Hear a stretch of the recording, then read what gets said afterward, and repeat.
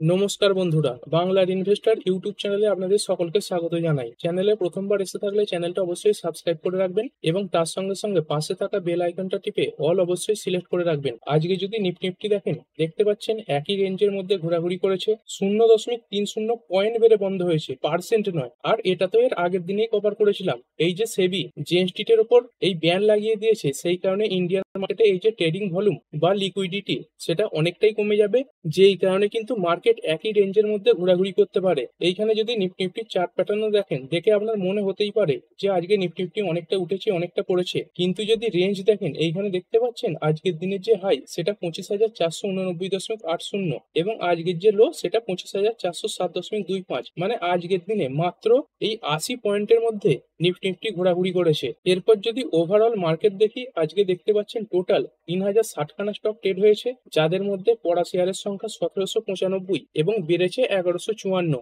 মার্কেটে কিন্তু একটা নেগেটিভ সেন্টিমেন্ট এখনো রয়ে গেছে। এরপরে যদি বিএসসি সেন্সেক্স দেখি, বিএসসি সেন্সেক্সও দেখতে পাচ্ছেন এর আগের দিনের যে ক্লোজিং প্রাইস তার কাছেই বন্ধ হয়েছে এবং এরও যদি রেঞ্জ দেখেন, আজকের দিনের হাই 83,516 এবং আজকের দিনের লো 83,262। অর্থাৎ আজকে এই বিএসসি সেন্সেক্স এর প্রাইস এই 250 টাকার মধ্যে ঘোরাঘুরি করেছে। এরপর নিফটি ব্যাংক, এটাও দেখতে পাচ্ছেন সেম, এটা 0.15% পড়ে বন্ধ হয়েছে।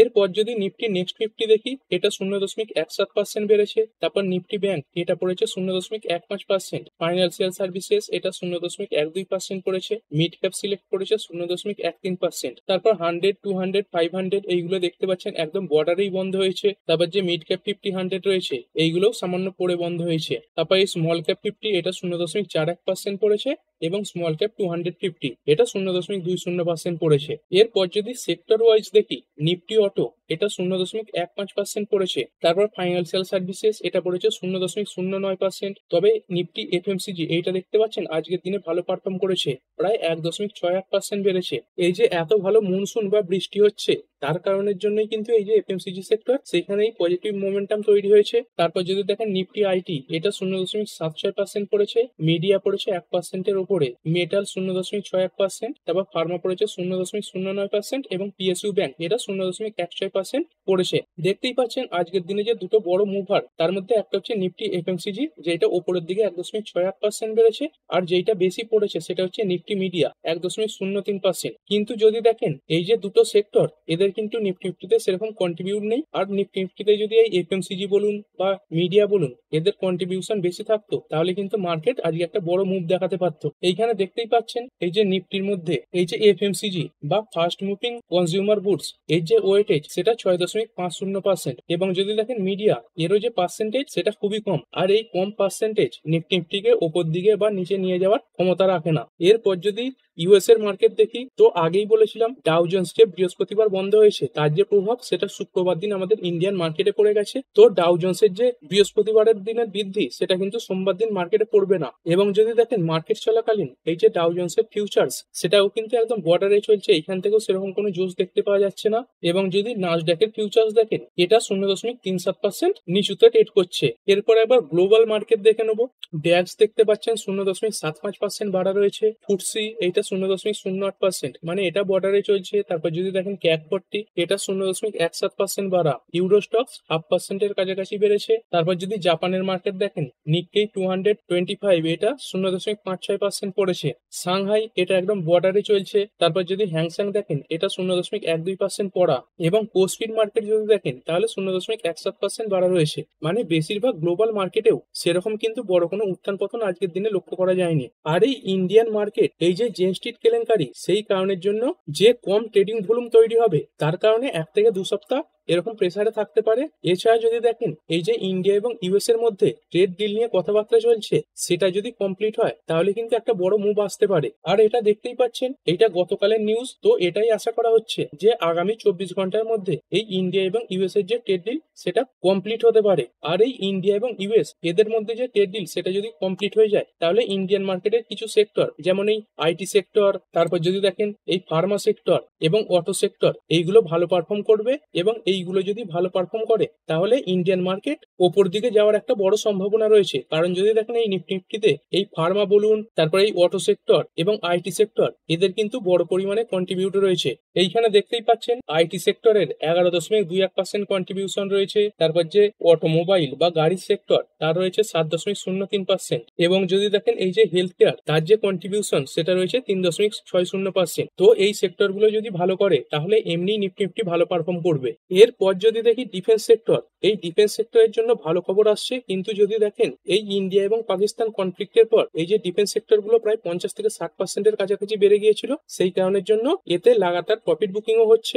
এইখানে দেখতেই পাচ্ছেন big news for HAL BEL and BDL, এই ডিফেন্স সেক্রেটারি তারাই ফাইন্যান্সিয়াল ইয়ার 2026-এ এই 2 লাখ কোটি টাকার যে ডিফেন্স কন্ট্রাক্ট সেটা ঘোষণা করতে পারে। এবং ইন্ডিয়ার যে ডিফেন্স সেক্রেটারি আর.কে. সিংজি এনার তরফ থেকেও একটা বড় বয়ান এসেছে।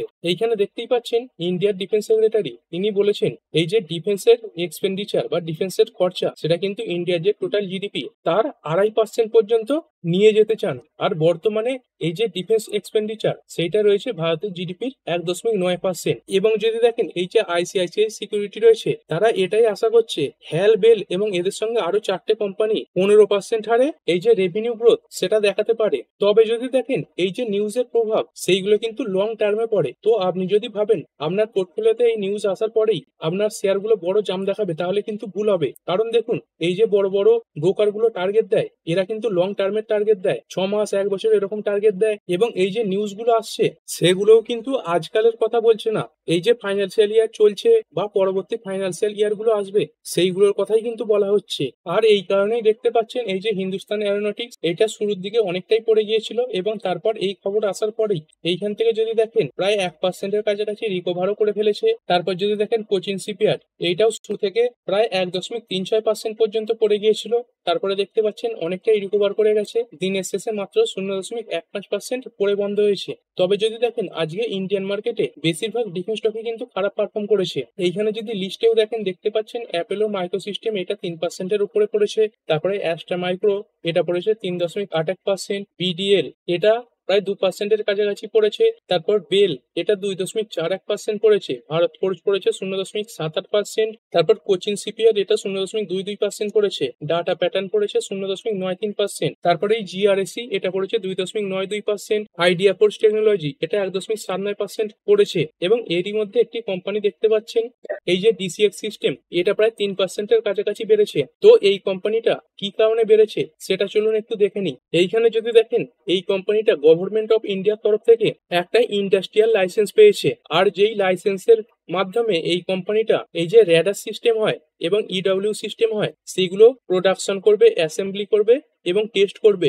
এছাড়াও যদি দেখেন এই যে অ্যাভিওনিক্স এবং ডিফেন্স ইলেকট্রনিক্স ইকুইপমেন্ট আছে সেইগুলোকেও ইন্টিগ্রেশন করবে এবং ম্যানুফ্যাকচার করবে। এবং এই কোম্পানিটা এই যে লাইসেন্স সেটা 15 বছরের জন্য পেয়েছে। এরপরে যে কোম্পানিগুলো আজকে মার্কেটে ভালো পারফর্ম করেছে সেইগুলো চলুন একটু দেখে নিই। প্রথমেই যদি দেখেন এইটা তো আজকে সবার রেডারে ছিলই, এই যে জেপি পাওয়ার বা জয়প্রকাশ পাওয়ার এইটা দেখতে পাচ্ছেন আজকে 20%-এর আপার সার্কিল লাগিয়ে বন্ধ হয়েছে। তো কোম্পানিটা কি কারণে আজকে 20% বেড়েছে এটা বুঝতে গেলে এই কোম্পানির ইতিহাসটাও বুঝতে হবে। প্রথমে দেখে নিই এই কোম্পানিটা কোন গ্রুপের কোম্পানি।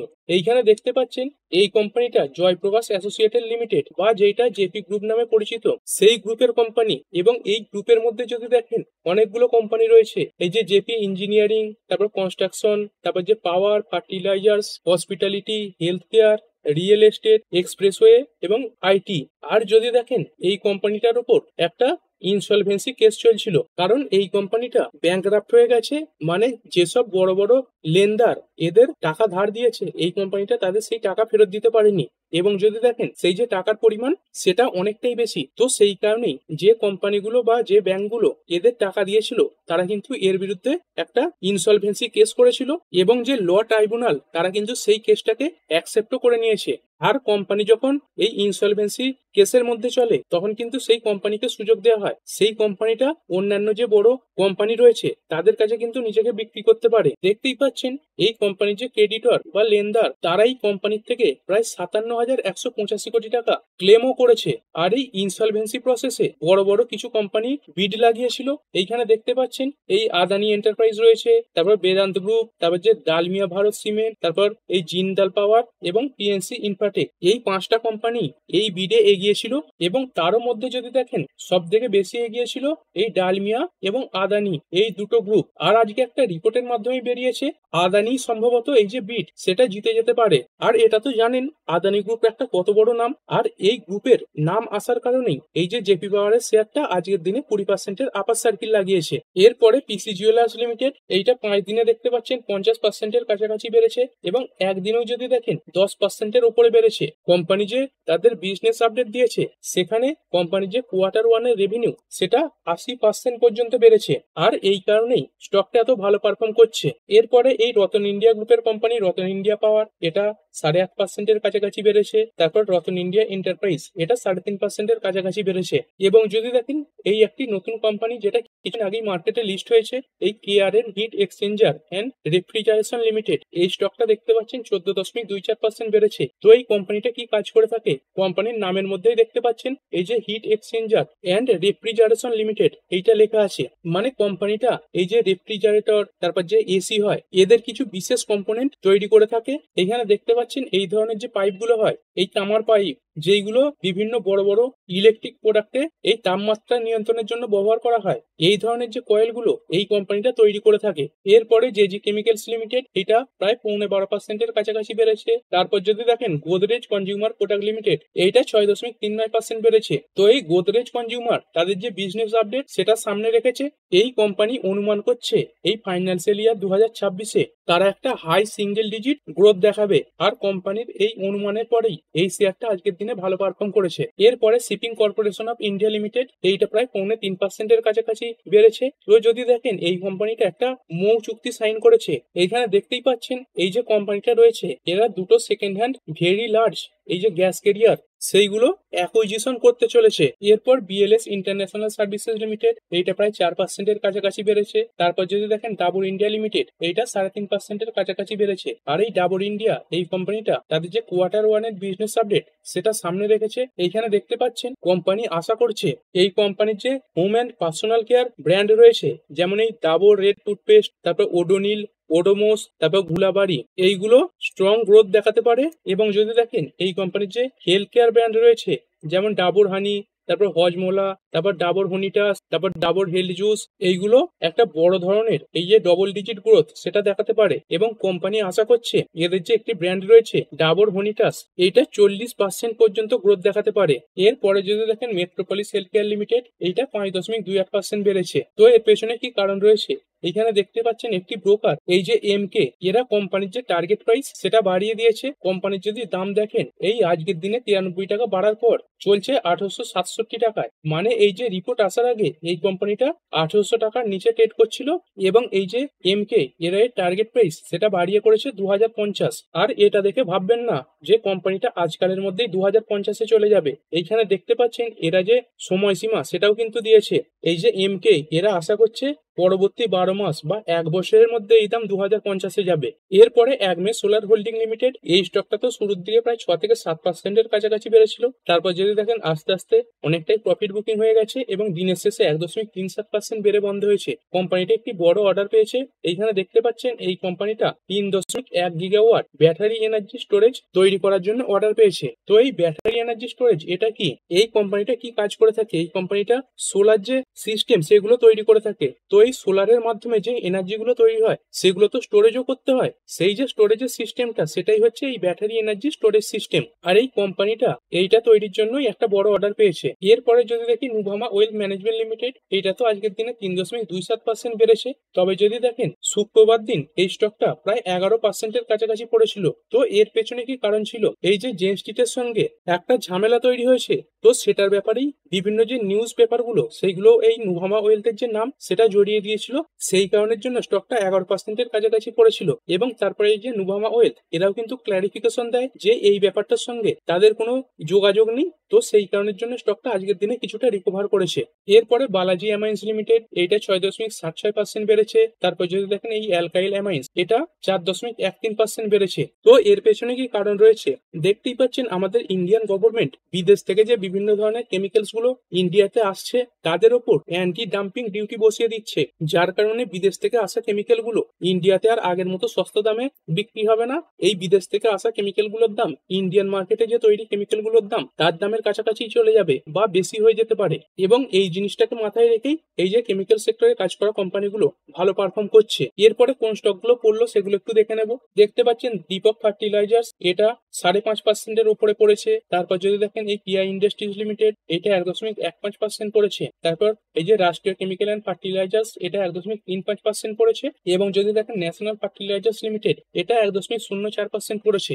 দেখুন এই যে ফার্টিলাইজার্স কোম্পানিগুলো রয়েছে এইগুলো কিন্তু যতক্ষণ না পর্যন্ত এই ট্রেড ডিল ঘোষণা হচ্ছে ততক্ষণ চাপে থাকবে, এবং ট্রেড ডিল কমপ্লিট হয়ে যাওয়ার পর কি কি সিদ্ধান্ত নেওয়া হলো সেটার উপর নির্ভর করে কিন্তু এই স্টকগুলো পারফর্ম করবে। কারণ দেখুন এই যে আমেরিকা তারা তাদের দেশের যে এই ফার্টিলাইজার্স তারপর এই যে জেনেটিক মডিফাইড ক্রপস রয়েছে সেইগুলো ইন্ডিয়ান মার্কেটে ঢোকানোর চেষ্টা করছে। আর এই ট্রেড ডিলে যদি সেই ব্যাপারটা হয়ে যায় তাহলে কিন্তু ইন্ডিয়ান মার্কেটের যে ফার্টিলাইজার্স কোম্পানিগুলো রয়েছে যেগুলো কৃষিকাজের সঙ্গে যুক্ত এবং যে এগ্রিকালচার কোম্পানিগুলো সেইগুলো কিন্তু খারাপ পারফর্ম করতে পারে। এবং যদি ট্রেড ডিলে এই ব্যাপারটা নিয়ে কোনো আলোচনা না হয় তাহলে কিন্তু এই স্টকগুলো আবার রিবাউন্ড করবে। তো এই স্টকগুলোর ভবিষ্যৎ এই ইন্ডিয়া এবং ইউএস এদের মধ্যে যে ট্রেড ডিল নিয়ে কথাবার্তা চলছে তার উপরেই নির্ভর করবে। এরপরে ইন্ডাস টাওয়ার এটা 4%-এর কাছাকাছি পড়েছে। তারপর যদি দেখেন চেন্নাই পেট্রোলিয়াম কর্পোরেশন এটা 4%-এর উপরে পড়েছে। স্যাগিলিটি ইন্ডিয়া এটা 3.25% পড়েছে। তারপর জুবিল্যান্ট ফুড ওয়ার্কস এটা 3.80% পড়েছে। এবং ইনফো এজ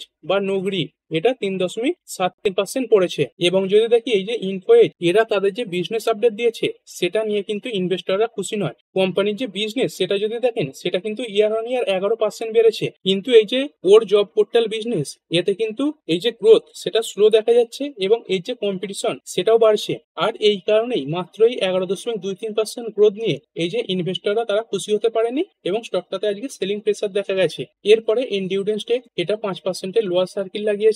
এরপরে যদি আইপিও মার্কেট দেখি যে আইপিও গুলো মার্কেটে লিস্ট হয়েছে নতুন সেইগুলো কেমন পারফর্ম করেছে চলুন একটু দেখে নিই। প্রথমে যদি দেখেন এই সম্ভব স্টিল টিউব এটা 2.87% পড়েছে। তারপর ইন্ডোগাল কর্প এটা পড়েছে 4%-এর উপরে। তারপর যদি দেখেন এইচডিবি ফাইন্যান্সিয়াল সার্ভিসেস এটা 0.18% পড়েছে। কল্পতরু এটা 1.61% বেড়েছে। এবং যদি দেখেন গ্লোব সিভিল প্রজেক্ট লিমিটেড এটা 5%-এর লোয়ার সার্কিল লাগিয়েছে। এরপরে নিফটি একবার দেখে নেবো। নিফটির মধ্যে দেখতে পাচ্ছেন আজকে 22টা কোম্পানি পজিটিভে বন্ধ হয়েছে এবং 28টা কোম্পানি আজকের দিনে নেগেটিভে বন্ধ হয়েছে। এবং এই নিফটি 50-র মধ্যে টপ গেনার এবং লুজার যদি দেখি এইখানে প্রথমে দেখতে পাচ্ছেন হিন্দুস্তান ইউনিলিভার এটা 3%-এর কাছাকাছি বেড়েছে। তারপর টাটা কনজিউমার এটা 1.50% বেড়েছে এবং নেসলে ইন্ডিয়া এটা বেড়েছে 1.15%। এই তিনটেই দেখতে পাচ্ছেন এফএমসিজি সেক্টরে কাজ করা কোম্পানি। এরপরে আইচার মোটর এটা 1%-এর উপরে বেড়েছে এবং জিও ফাইন্যান্স এটা 1.03% বেড়েছে। এরপর যে কোম্পানিগুলো পড়েছে সেগুলো হচ্ছে বেল এটা 2.5%-এর কাছাকাছি পড়েছে। তারপর টেক মাহিন্দ্রা এটা 1.98% পড়েছে।